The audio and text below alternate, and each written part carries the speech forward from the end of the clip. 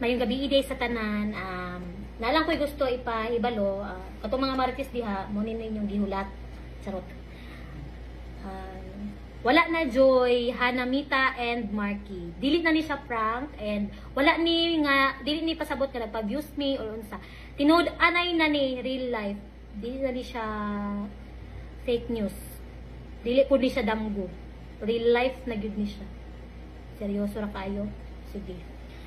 So ani siya guys, dili ni siya pagpandaot sa iyaha or unsa basta kay. Ako ang isa-isa sa inyo ha kay murag naman pud moy sa tawag ani kanang rights para makabalo kay since nag-vlog ni so mahimo nami nga public figure. And daghan kayo nag-abang sa sa ako ang istorya about ani. Daghan kayo nag-message sa ako, dita mo may isa reply. So isahon na nako pag storya.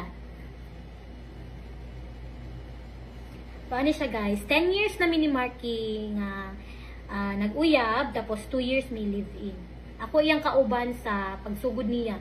Siguro mayroon siya nga wala ko nagsuporta sa iya sa pagsugod niya, pero eventually nag-uban mi sa vlog.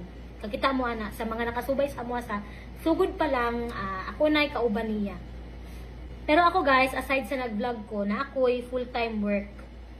And akong gitabawaan is dili diri so basin isa pud na sa rason nganong nabuhat ni niya karon ang kani nga issue karon, di ba? Kuan na kayo kay naay nag-post ani last time.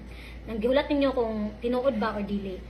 So yes, tinuod siya guys na ay cheating na nahitabo. Siguro nahimo niya kay busy kay ko sa trabaho or unsa ba? Kulang ba ko na ba ko'y pagkukulang? Mayon ka dili ko perfect. Maldita ko. Maldita jud ko. Pero kung mayon tang nga sa pagigugma sa iyaha, sobra-sobra ako pagigugma jud sa iyaha, as in sobra. Ambot lang kung maka-gets mo kaning mga babae diri nga